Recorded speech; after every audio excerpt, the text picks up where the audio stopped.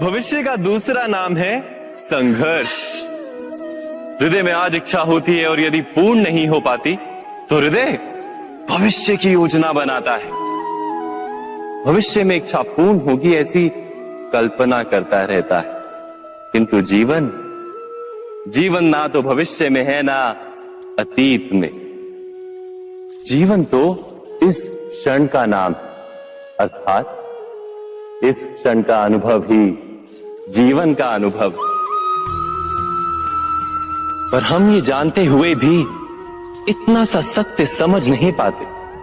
या तो हम बीते हुए समय के स्मरणों को घेर कर बैठे रहते हैं, या फिर आने वाले समय के लिए हम योजनाएं बनाते रहते हैं और जीवन जीवन बीत जाता है। एक सत्य यदि हम हृदय में उतार लें कि ना हम भविष्य देख सकते हैं, ना ही भविष्य निर्मित कर सकते हैं, हम तो केवल धैर्य और साहस के साथ भविष्य को आलिंगन दे सकते हैं, स्वागत कर सकते हैं भविष्य का। तो क्या जीवन का हर पल जीवन से नहीं भर जाएगा? स्वयं विचार कीजिए।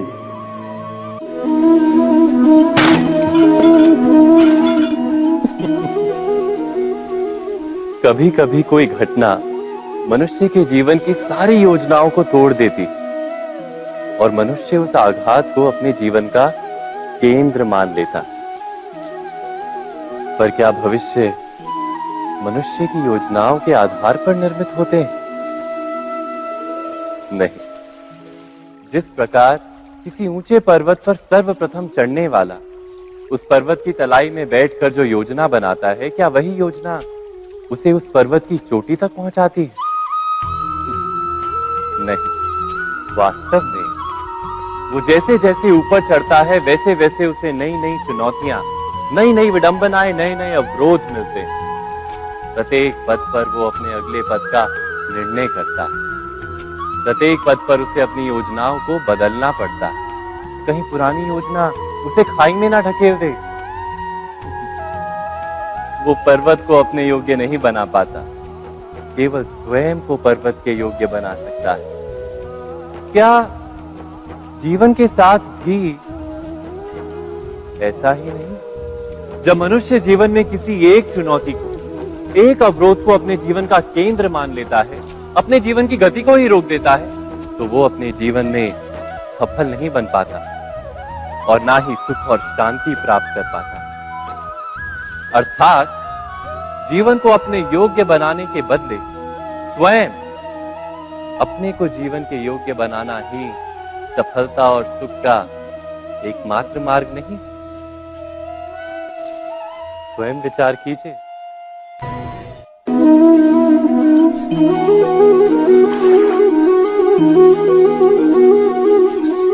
पिता सदा ही अपने संतान के सुख की कामना करते हैं, उनके भविष्य की चिंता करते रहते हैं।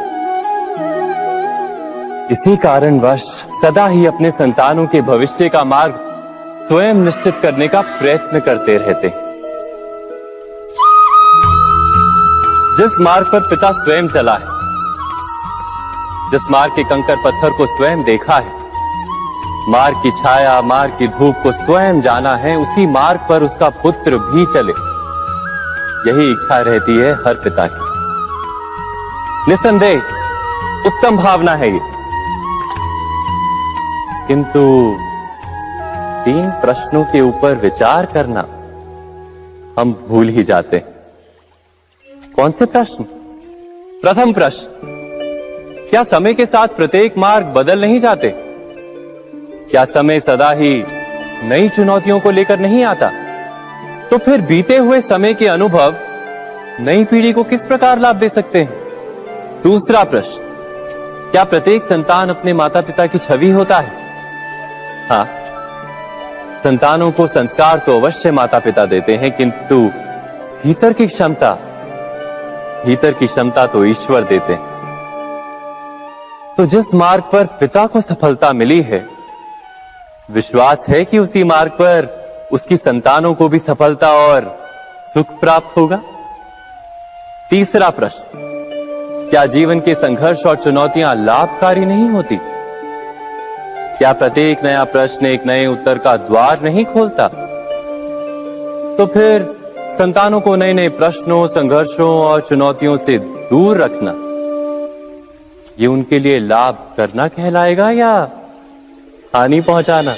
अर्थात जिस प्रकार संतान के भविष्य का निर्माण करने के बदले उसके चरित्र का निर्माण करना श्रेष्ठ है, वैसे ही संतानों के जीवन का मार्ग निश्चित करने के बदले उन्हें नए संघर्षों के साथ जूझने के लिए मनोबल व ज्ञान देना अधिक लाभदायक नहीं होगा? स्वयं विचार कीजिए।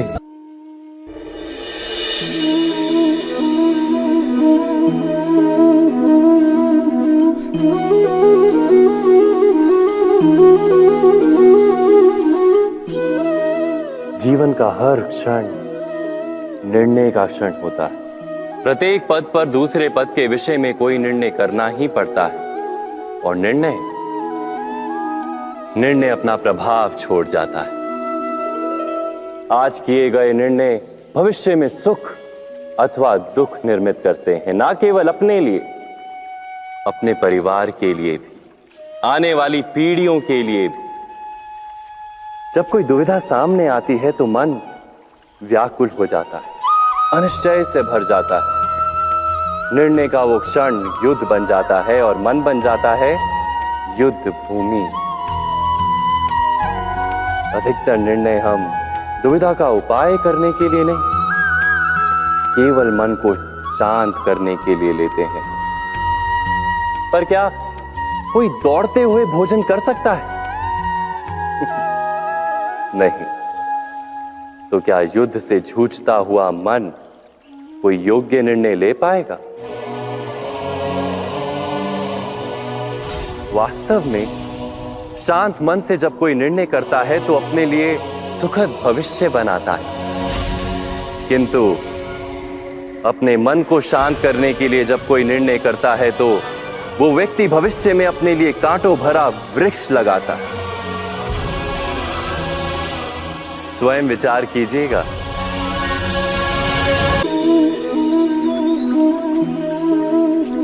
सबके जीवन में ऐसा प्रसंग अवश्य आता है कि सत्य कहने का निश्चय होता है हृदय में, किंतु मुख से सत्य निकल नहीं पाता। कोई भय मन को घेर लेता है।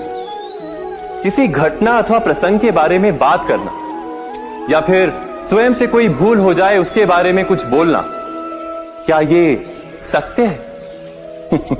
नहीं, ये तो केवल तथ्य है। अर्थात जैसा हुआ था वैसा केवल बोल देना सामान्य सी बात है। किंतु कभी कभी उस तथ्य को बोलते हुए भी भय लगता है। कदाचित किसी दूसरे की भावनाओं का विचार आता है मन, दूसरे को दुख होगा ये भय भी शब्दों को रोकता है। तो ये सत्य क्या है? क्या हमने कभी विचार किया है? जब भय रहते हुए भी कोई तथ्य बोलता है तो वो सत्य कहलाता है। वास्तव में सत्य कुछ और नहीं, केवल निर्भयता का दूसरा नाम है। और निर्भय होने का कोई समय नहीं होता, क्योंकि निर्भयता आत्मा का स्वभाव है। अर्थात क्या प्रत्येक क्षण सत्य बोलने का क्षण नहीं होता?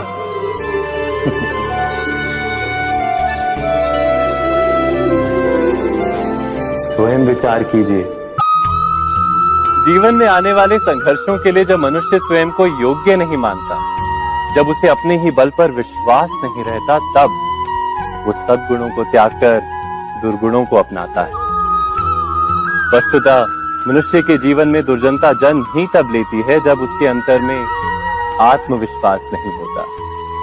आत्मविश्वास ही अच्छाई को धारण करता है। ये आत्मविश्वास है क्या?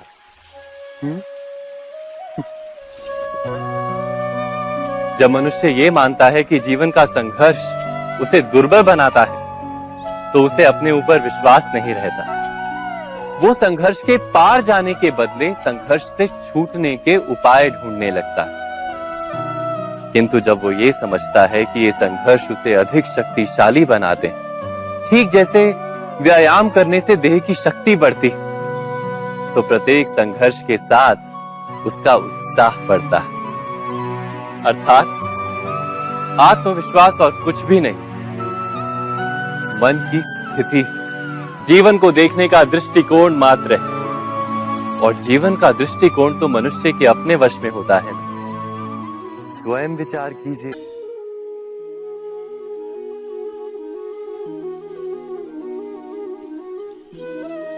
ज्ञान प्राप्ति सदा ही समर्पण से होती है, ये हम सब जानते हैं। किंतु समर्पण का वास्तविक महत्व क्या है? क्या हमने कभी विचार किया?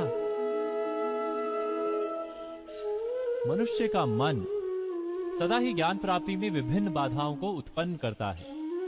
कभी किसी अन्य विद्यार्थी से ईर्ष्या हो जाती है, कभी पढ़ाए हुए पाठों पर संदेह जन्मता है, और कभी गुरु द्वारा दिया गया दंड मन को अहंकार से भर देता है। नहीं, क्या ऐसा नहीं होता? न जाने कैसे कैसे विचार मन को भटकाते हैं, और मन की इसी अयोग्य स्थिति के कारण हम ज्ञान प्राप्त नहीं कर पाते। मन की योग्य स्थिति केवल समर्पण से निर्मित होती है। समर्पण मनुष्य के अहंकार का नाश करता है, ईर्ष्या, महत्वाकांक्षा आदि भावनाओं को दूर कर हृदय को शांत करता है और मन को एकाग्र करता है। वास्तव में ईश्वर की सृष्टि में ना ज्ञान की मर्यादा है, ना ज्ञानियों की। गुरु दत्तात्रेय ने तो गाय और श्वान से भी ज्ञान प्राप्त कर लिया था। अर्थात विषय ब्रह्म ज्ञान का हो, या जीवन के ज्ञान का, या गुरुकुल में प्राप्त होने वाले ज्ञान का, उसकी प्राप्ति के लिए गुरु से अधिक महत्व है उस गुरु के प्रति हमारा समर्पण। क्या ये सत्य नहीं? स्वयं विचार कीजिए।